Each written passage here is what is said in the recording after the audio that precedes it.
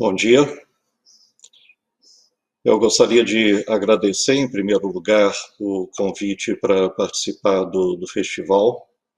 É uma honra estar aqui com vocês, podendo participar desse evento tão importante. E então eu vou apresentar uma palestra para vocês sobre um tema que é moksha, né? O objetivo do yoga tradicional indiano.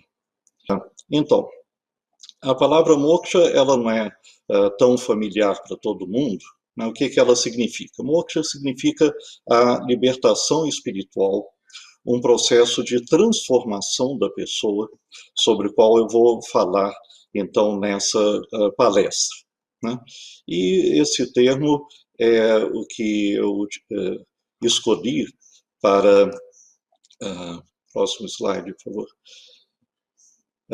Para o título de um livro e de um curso que eu lancei há poucos meses, né? E foi por isso que eu fui convidado para falar sobre esse tema. Mas eu não vou falar sobre o livro e o curso, né? Mas sobre o conceito central de libertação espiritual no yoga, para a gente poder entender um pouco desse conceito e da sua importância dentro do contexto do yoga tradicional, né? Próximo slide, por favor.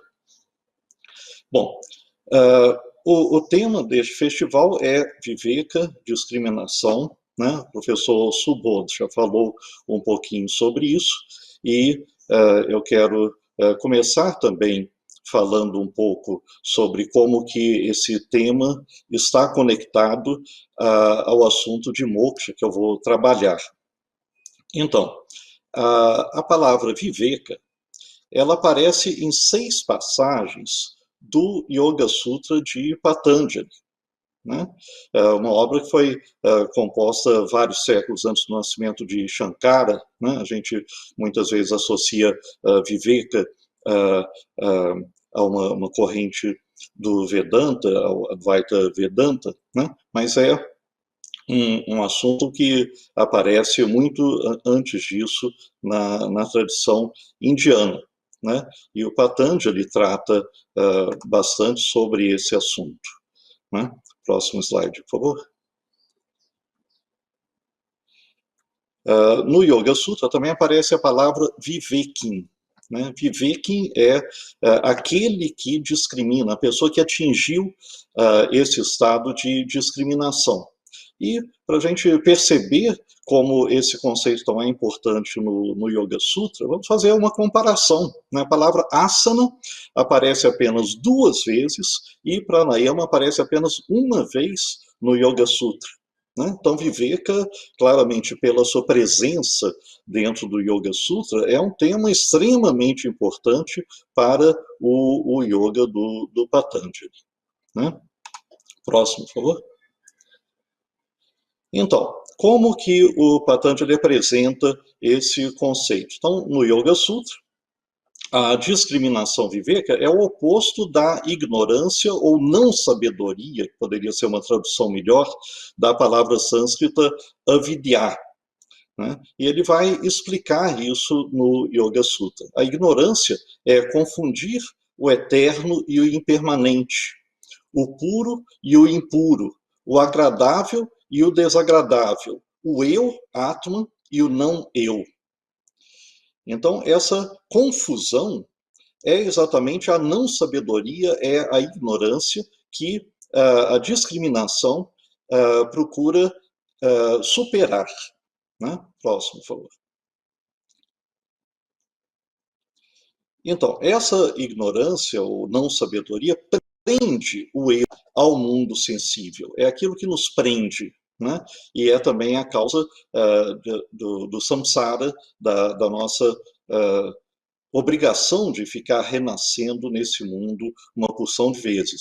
Mas essa ligação, essa prisão, ela pode ser rompida pela discriminação incessante, né? Viveka não pode ser simplesmente um lampejo num instante, mas é um estado que deve se tornar permanente, né? E obtém-se, então, a independência, kaivalya, ou libertação espiritual. O Patanjali, no Yoga Sutra, usa a palavra kaivalya, né, que tem o mesmo significado de moksha, de libertação espiritual. Né? Kaivalya, a tradução mais direta, seria independência, mas tem esse mesmo significado. Próximo, por favor. Mas essa discriminação não é uma atividade. O professor Subodh já colocou, né, muito bem, né, antes dessa minha fala, que a gente pode aprender muita coisa lendo, ouvindo cursos, né? Mas a discriminação viveka é alguma coisa que vai além dessa atividade puramente intelectual. É uma transformação da pessoa que precisa ser obtida através de práticas, através do yoga. Né? E o Patanjali vai colocar isso claramente. Pela prática dos membros do yoga, yoganga, elimina-se a impureza e obtém-se o brilho da sabedoria discriminativa. Então, como é que a pessoa obtém essa sabedoria discriminativa? Pelos 8 membros do Yoga de Patanjali. Né? E para que servem esses 8 membros? Para obter essa sabedoria discriminativa.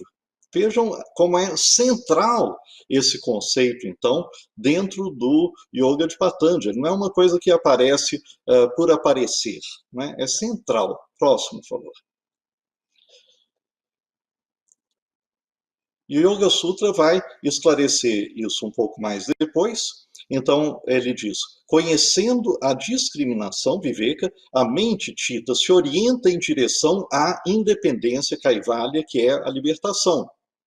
Para aquele que discrimina tudo, né, constantemente, e não é mais perturbado pelos apegos que nos prendem ao mundo sensorial, resta a união da nuvem do dever, Dharma Mega Samadhi, que é um samadhi constante. Então, é essa a transformação que o yoga tradicional de Patanjali, yoga clássico, né, nos oferece. Né? Uma coisa extremamente profunda que transforma totalmente o ser humano. Né? Próximo. Então, não é fácil compreender o Yoga Sutra, né? E essas passagens que eu coloquei aqui, né, eu não vou poder explicar detalhadamente esses conceitos de Viveka e Kaivalya usados pelo Patanjali, né? E eu vou passar agora para uma apresentação simplificada, né, dessa ideia de libertação espiritual e do seu papel no yoga.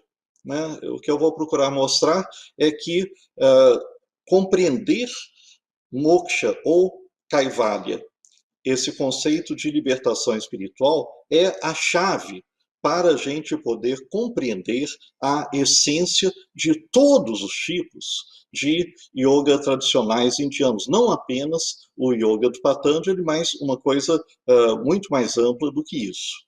Próximo. Então, quando a gente fala em yoga, né, o que a gente está normalmente pensando? São as posturas, asanas, né, que popularizaram o yoga, que são o aspecto mais fácil de reconhecer. Né? Você vê uma pessoa praticando um asana e você pensa, essa pessoa está fazendo yoga, está praticando yoga.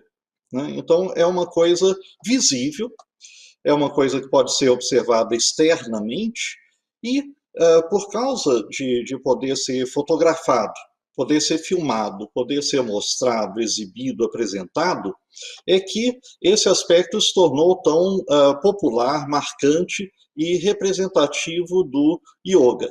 E é claro que isso é um dos aspectos importantes de algumas modalidades de yoga. Próximo. Existem imagens indianas muito antigas de asanas. E a gente tem pesquisadores que estão procurando determinar quando que aparecem as posturas ao longo da história do yoga na Índia, né? É um estudo interessante que está sendo desenvolvido, né? Mas será que os asanas são a essência do yoga? Né? Como eu disse, é o que popularmente caracteriza o yoga. É o que a gente reconhece com mais facilidade. Né? Mas é diferente pensar em uma coisa que é uma marca visível do yoga e aquilo que é a essência. E essas coisas têm sido confundidas. Próximo, por favor. Se as posturas fossem a essência do yoga, então a origem do yoga poderia ser egípcia, né? Como foi proposto por Muhammad Ashby em 1994. Né? Então, uma pessoa que começou a estudar a iconografia egípcia antiga e achou uma série de imagens, né, composições e tal, e que começou a pensar, não, é a mesma coisa que a gente encontra no yoga indiano. Então, existiu também um yoga egípcio. E mais do que isso, ele vai dizer que o yoga egípcio é muito mais antigo do que o yoga indiano. Né? Então, isso seria a origem do yoga. Bom, mas aqui é novamente pensando que o que caracteriza o yoga são posturas. Próximo, por favor. Se a gente procura, a gente encontra, não só no Egito, mas em diversas civilizações antigas do mundo, imagens de pessoas fazendo posturas interessantes. Né? E são imagens de contorcionistas, que são apresentados, por exemplo, em esculturas que foram produzidas na Grécia, em Roma, em outros lugares. Né? Então, aqui vocês têm uma imagem da Grécia, século IV a.C., Roma, século II depois de Cristo, e a gente tem muitas imagens antigas que mostram pessoas em posturas que a gente pode pensar, mas isso será que é yoga? Não, isso não tem nenhuma relação com o yoga indiano em nenhum sentido. Próximo, por favor. Né? Então, aqui outras imagens, né, uma escultura etrusca do século IV a.C. e uma escultura mexicana, né, século VI a.C. Tá, então, o que representa tudo isso? Por que eu estou mostrando essas imagens? Né? Para dizer que a busca de posturas especiais é uma coisa comum a muitas civilizações antigas, não é uma coisa exclusiva nem do Egito, né, nem da Índia, e essas coisas se desenvolveram independentemente umas das outras. Claro que para essas culturas, essas civilizações mais antigas, a gente pode ter dúvidas, né? Mas a gente tem certeza de que, em determinados casos, a busca desse tipo de posições apareceu independentemente. Próximo, por favor.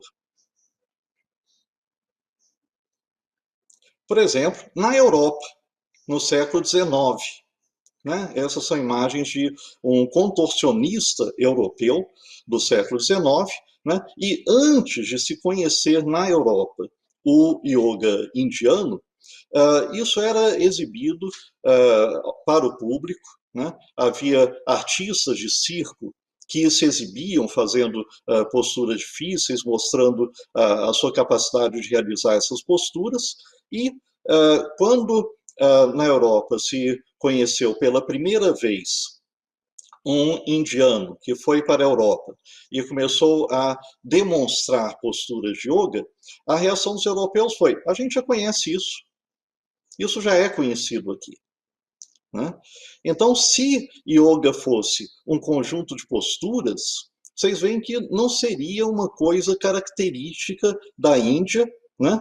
E a gente conseguiria encontrar precedentes em muitas outras civilizações e também o surgimento independente de práticas de posturas que são semelhantes a posturas de yoga até na Europa do século XIX.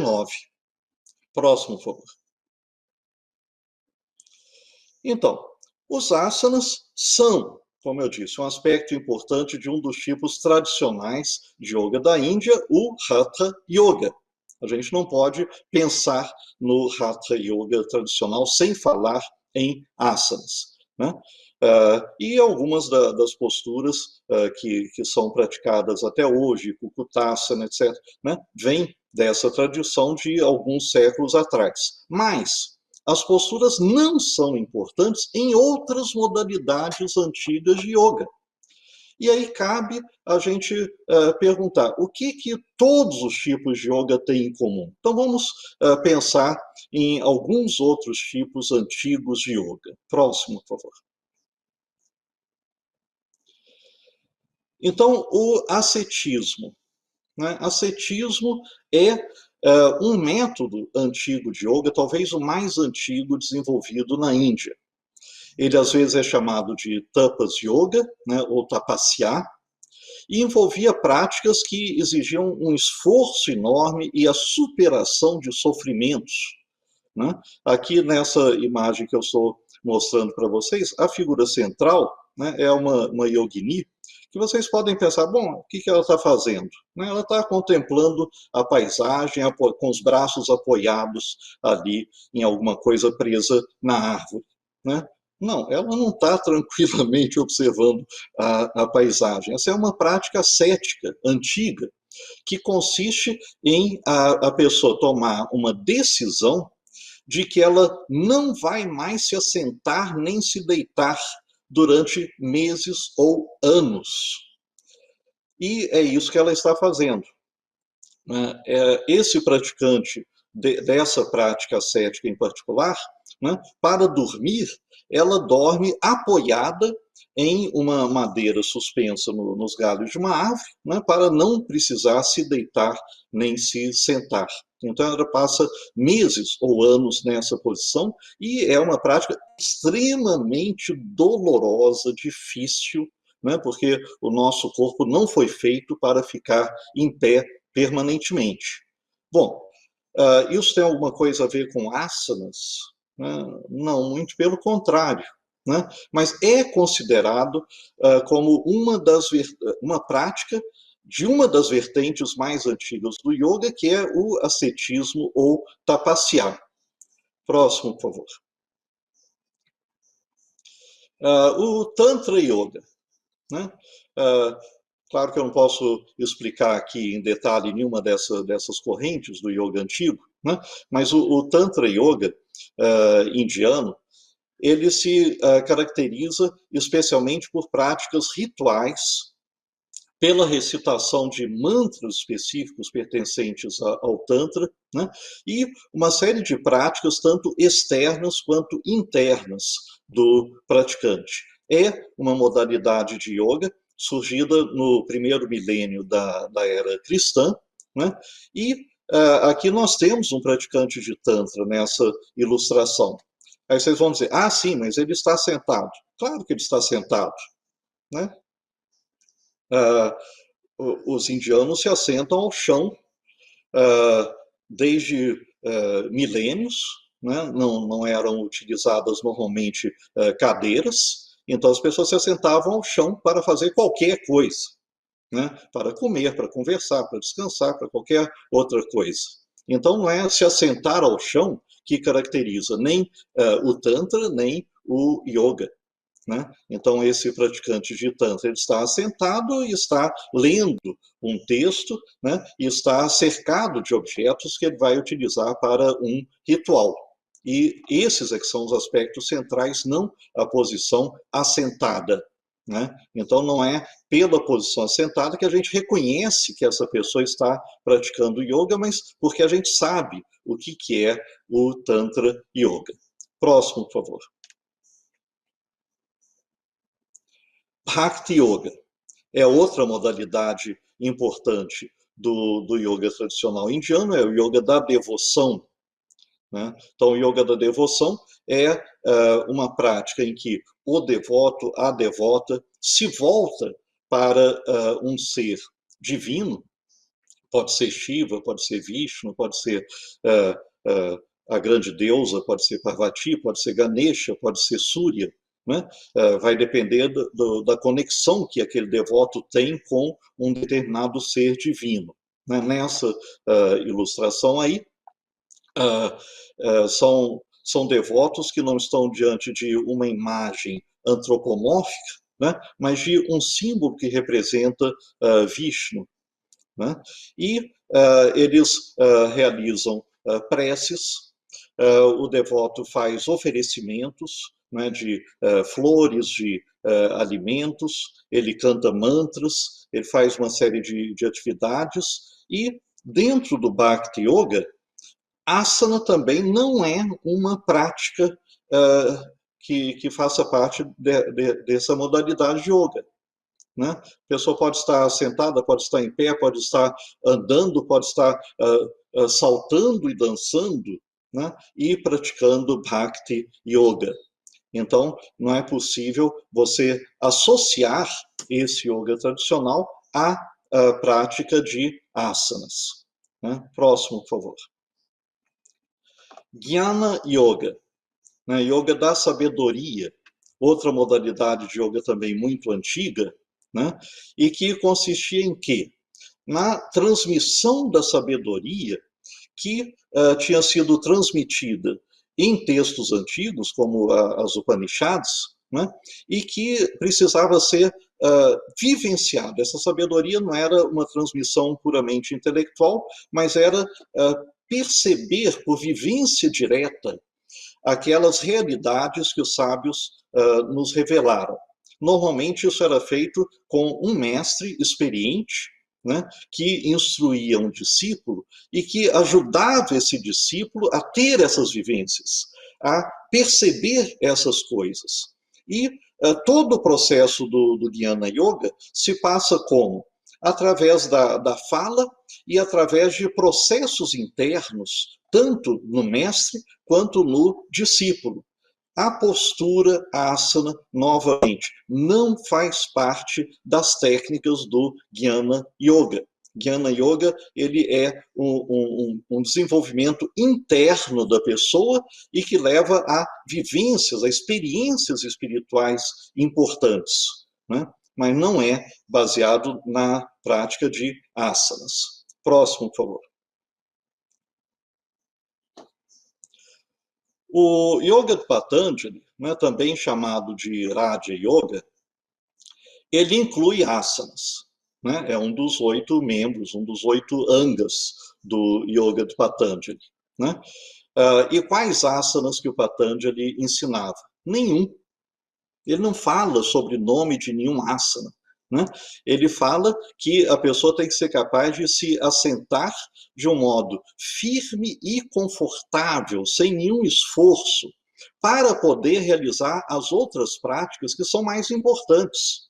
Né? A asana é uma coisa preparatória dentro do Yoga do Patanjali, não é central. E se a pessoa quiser, ela pode, por exemplo, utilizar um cinto de meditação, como está aqui nessa imagem, né? A pessoa se amarra com uma faixa, né? Para ficar sentado confortavelmente, sem esforço, e poder fazer práticas, né? De concentração, né? Dharana, de retração dos sentidos, pratyahara, de meditação, dhyana, e entrar no estado de união ou samadhi. Então, asana existe, é descrito no Yoga do Patanjali, mas é uma coisa também totalmente secundária. Não é isso que torna o ensinamento do Patanjali um tipo de yoga, é outra coisa. Próximo. E mais um exemplo, Mantra Yoga. Né? Mantra Yoga é o quê? É uma modalidade de yoga que se desenvolveu inicialmente dentro do Tantra, mas depois se tornou uma modalidade independente, né, em que a pessoa vai realizar a repetição de mantras específicos, não é qualquer mantra, é um mantra no qual a pessoa foi iniciada e que serve para ela na sua caminhada espiritual, e a pessoa vai repetir esse mantra centenas, milhares, dezenas de milhares de vezes, centenas de milhares de vezes, e a única prática importante dentro do Mantra Yoga é repetir mantras. Né? Então, aqui, essa imagem apresenta uma pessoa que está praticando Mantra Yoga, né? Aquela coisa de tecido vermelho ali na mão, se chama Gomukha, é uma espécie de um saco, né, de tecido, onde a pessoa coloca a Japamala, esse rosário que é usado para fazer a contagem dos mantras. Né? Então, é uma pessoa que está praticando a repetição contínua de mantras. Né? Está sentada? Sim, né? Mas, novamente, não é asana que caracteriza esse tipo de yoga. Próximo, por favor.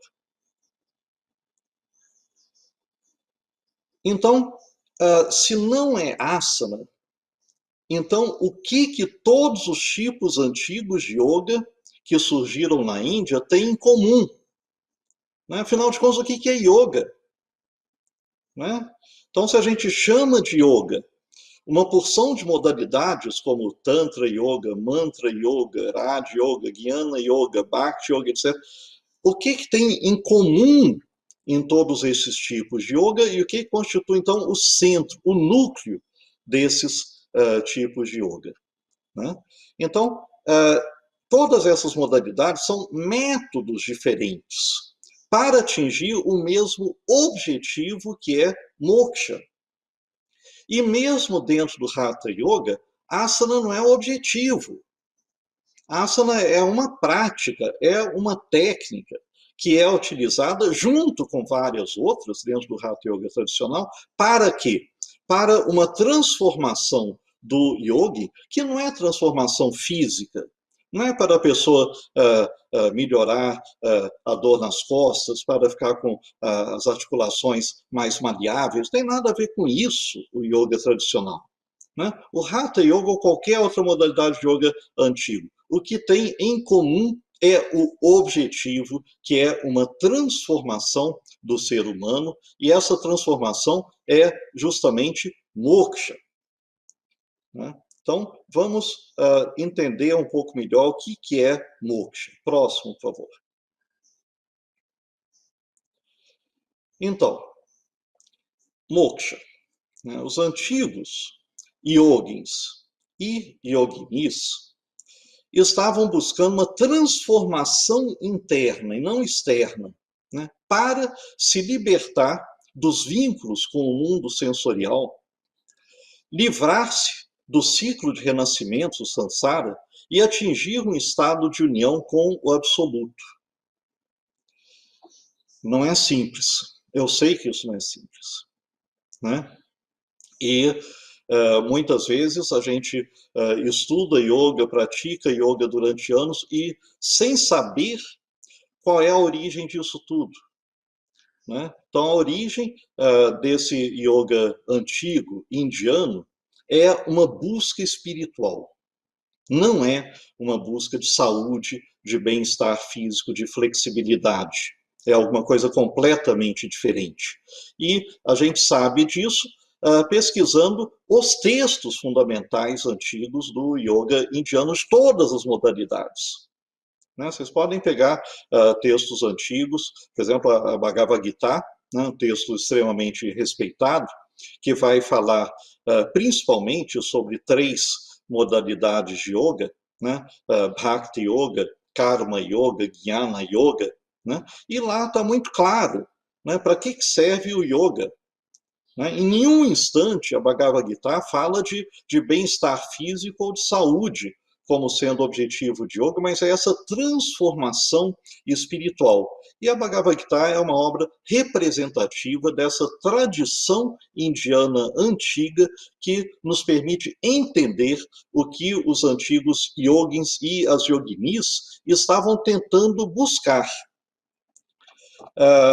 Então, eu vou explicar um pouco, né, alguns desses aspectos do que representa esse conceito de moksha.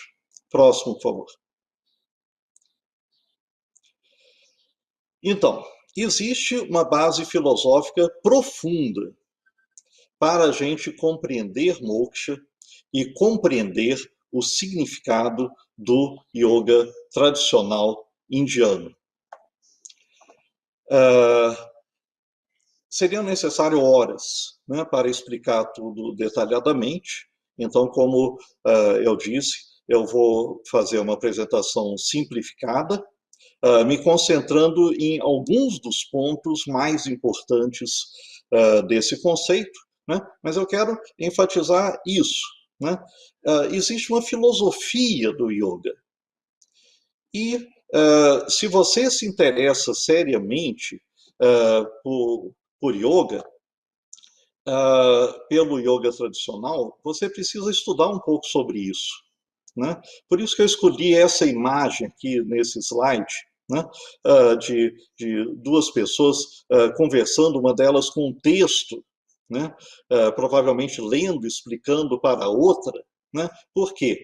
A gente não pode se desprender da teoria do yoga antigo, se a gente quer entender o que é essa tradição do jeito como ela surgiu na Índia. Próximo, por favor. Então, aqui estão os tópicos principais que a gente precisa entender. Então, primeiro, ciclo de renascimentos ou samsara. É uma concepção indiana, claro que existe em outras culturas também, né? Mas é uma concepção de que nós temos uma porção de vidas. Nós não estamos na nossa primeira vida agora, nesse momento. Nós já vivemos muitas outras vezes. E a pessoa nasce, tem anos de vida, depois ela morre, não acaba, né? Mas ela, depois de algum tempo, depois de um período em que ela está sem um corpo, ela renasce, passa por um novo período de vida e assim por diante, né? E esse ciclo pode se prolongar durante milhares, durante milhões de vidas, em que a pessoa pode ter não apenas um corpo humano, mas também ter corpos de outros tipos. Pode ser ter o corpo de um animal, por exemplo, né?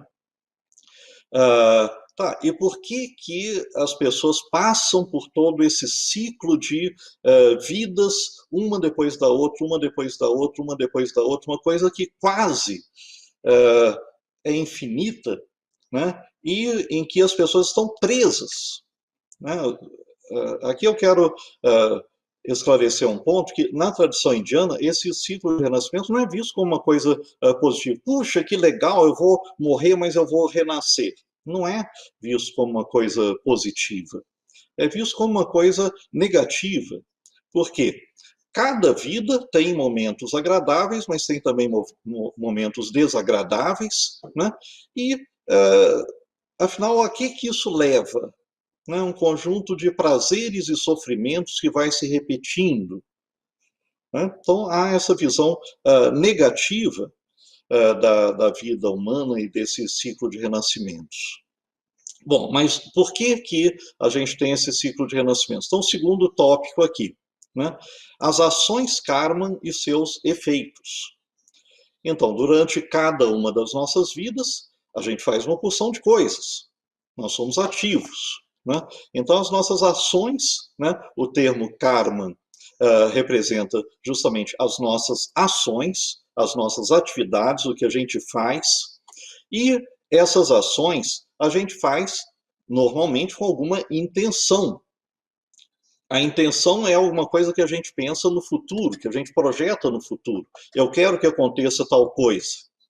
Né? Eu quero me tornar um médico, então eu vou estudar, vou fazer uma preparação, vou fazer um vestibular, vou fazer um curso de medicina, vou estudar, etc., para ser um médico. Né? Então, o objetivo está lá no futuro. Né? E eu estou fazendo, a pessoa está fazendo uma porção de atividades para aquela finalidade. E isso o tempo todo, né? No dia a dia. Né? A pessoa vai cozinhar, vai lavar a roupa, vai tomar banho, vai fazer isso, vai fazer aquilo, e há sempre a preocupação com o futuro, com os objetivos, com para que serve aquela ação. E esses objetivos, eles podem ser bons ou maus. Você pode ter uma intenção boa, uma intenção negativa. Normalmente a intenção negativa vai ser em relação a outras pessoas, né, que você gostaria de prejudicar, por exemplo. Né? Você está num determinado ambiente de trabalho e você gostaria que determinadas pessoas lá daquele ambiente de trabalho de quem você não gosta se dessem mal, você vai fazer coisas para prejudicar essas pessoas. Né? Então, ações negativas nesse sentido. Então, as nossas ações, elas produzem efeitos não só fora de nós, mas principalmente dentro de nós. Fica um resíduo dessas ações, das nossas intenções boas ou más, e esses resíduos se agarram, se prendem em nós e vão produzir efeitos em nós mesmos. Então, isso é o que às vezes é chamada lei do karma, né? Então, você faz uma ação bem intencionada, isso produz um resíduo que se prende em você e que vai depois produzir um efeito bom, agradável em você. Você faz uma ação mal intencionada, isso produz um resíduo que se prende em você e vai depois produzir um efeito negativo, desagradável em você. E a nossa vida é uma mistura dessas coisas. Né? Alguns dos efeitos ocorrem rapidamente, outros demoram, mas eles precisam surgir. É uma obrigação de que esses efeitos se manifestem na vida da pessoa. E suponhamos que a pessoa, então, morre. Ela morre e ainda existe um conjunto de resíduos que não produziu efeito, que não tiveram tempo ainda de brotar, germinar e dar frutos dentro da gente. Por isso, a pessoa precisa renascer. Então, isso nos prende a esse ciclo de renascimentos, é a explicação dentro do pensamento indiano da causa desse ciclo de renascimentos. Bom, esse é o segundo tópico. Terceiro tópico que a gente precisa entender. Né? A natureza mais profunda do ser humano, que pode ser chamado de Atma ou Purusha, né? E outros níveis do ser humano. Então, nós temos um corpo material. Né? Esse é o nível mais baixo da nossa estrutura, o corpo material. Né? E de acordo com os ensinamentos indianos, nós temos vários outros níveis, várias outras estruturas. Né? Isso aparece desde algumas Upanishads antigas, como Aitareya Upanishad e outras obras, depois aparece na filosofia Sankhya uma discussão a respeito desses níveis. Né? Eu não vou poder entrar aqui em detalhes, mas existe o nível mais profundo, que é a essência do ser humano. E o que é essa essência do ser humano? Não é o nosso corpo, não são os nossos sentidos, não são os nossos pensamentos, não é a nossa mente, não é o nosso desejo, não é a nossa vontade. É alguma coisa que está além disso tudo. E que não existe dentro da tradição ocidental um equivalente para esses conceitos. Por isso é dificílimo explicar e impossível dar uma boa tradução para Atman e Purusha. Né? Mas são conceitos que representam uma essência do ser humano, que é a nossa consciência. Essa consciência, a palavra consciência a gente usa em vários sentidos. Né? Então, eu sou com a consciência pesada. Não tem nada a ver com isso. Né? Estar consciente. Você, nesse instante, pode estar consciente do que está acontecendo. Você está observando uma transmissão online do Festival de Yoga de Salvador, versão 2020. Você está provavelmente na sua casa.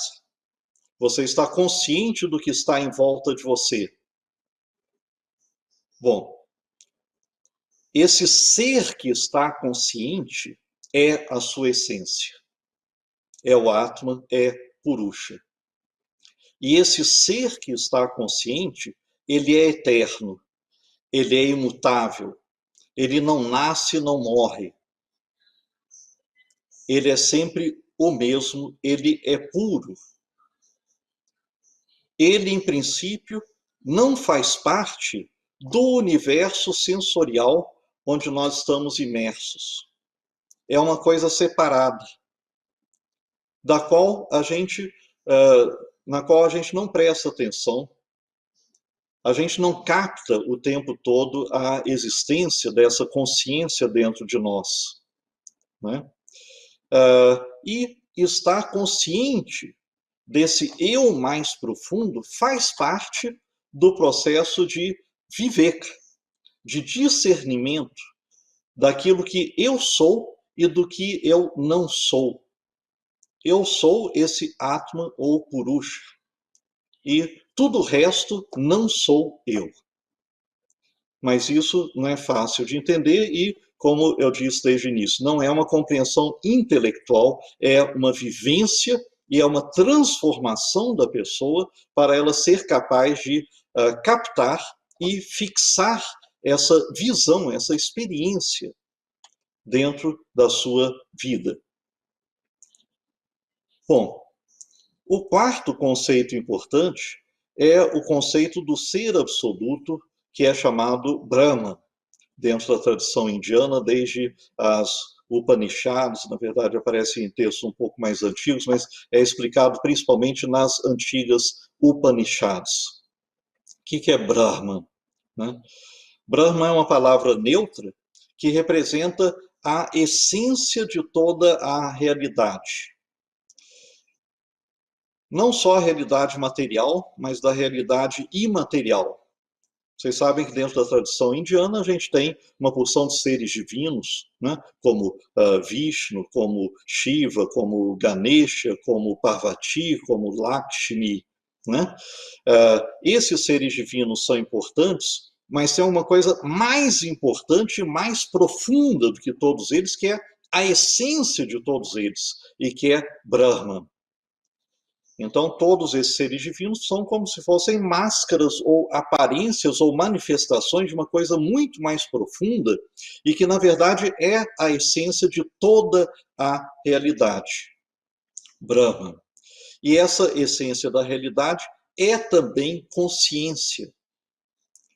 E a tradição indiana nos ensina que essa essência de toda a realidade é idêntica à nossa essência, o Atman. Então, dentro de mim existe a essência de toda a realidade, de todo o universo. Mas a gente não percebe isso. Por quê? Por causa da nossa ausência de sabedoria, né? Avidya. A gente não tem a vivência desse absoluto, nem fora de nós, nem dentro de nós. Mas justamente o processo de transformação que o yogi ou a yogini passa vai permitir captar a sua essência e perceber que essa sua essência é a essência de toda a realidade, e isso é a grande transformação. E é isso, quando a pessoa capta isso e isso se estabiliza, se torna uma coisa permanente na vida da pessoa, ela atingiu a libertação espiritual. Bem, e como é que a pessoa atinge isso? Então, o último tópico aqui: existem métodos desenvolvidos pelos sábios indianos para atingir isso. Não basta você ouvir a teoria. Há uma metodologia, uma tecnologia para você atingir essa transformação. E essa tecnologia se chama yoga. E melhor ainda do que isso, não existe apenas um método, existem métodos. Por quê? Para cada pessoa, um determinado método pode servir ou não servir. Então, existe uma variedade grande de métodos desenvolvidos pelos sábios indianos que nos permitem atingir a libertação espiritual, atingir essa percepção do absoluto e nos fundirmos a esse absoluto, nos libertando de todas as amarras e nos libertando do ciclo de renascimentos. Próximo, por favor.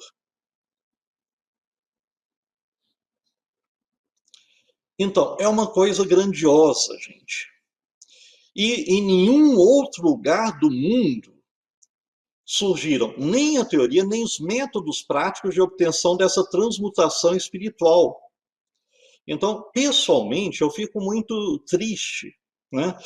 Voltando àquilo que eu tinha falado antes, né? De pessoas que acham que yoga é postura, então tem o yoga egípcio, tem o yoga sei lá o quê, né? E está banalizando o yoga, né? E esquecendo dessa dimensão profundíssima, extremamente original, que surgiu na Índia e em nenhum outro lugar do mundo. Né? Então, o yoga é uma criação exclusiva da Índia antiga e ele é esse conjunto de métodos de transmutação, de transformação espiritual do ser humano. Próximo. Então, infelizmente, né, a essência espiritual do yoga tradicional ela foi esquecida pelas pessoas que só se preocupam com os aspectos físicos do yoga. Né? Existe o yoga como esporte, existem competições de yoga. Né? Não estou dizendo que isso seja ruim, né?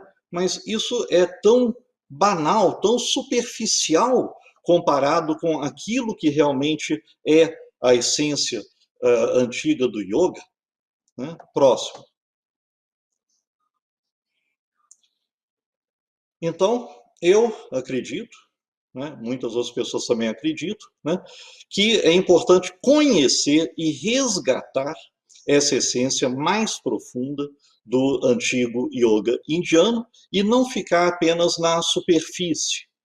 A gente não deve olhar para uma figura de um yogin ou de uma yogini e ficar prestando atenção apenas no corpo, como estão as pernas, mas pensar o que está se passando dentro dessa pessoa, quais são as vivências que ela tem, qual é essa transformação espiritual pela qual ela está passando. Próximo. Então é isso que eu queria falar para vocês, né? E muito obrigado pela atenção.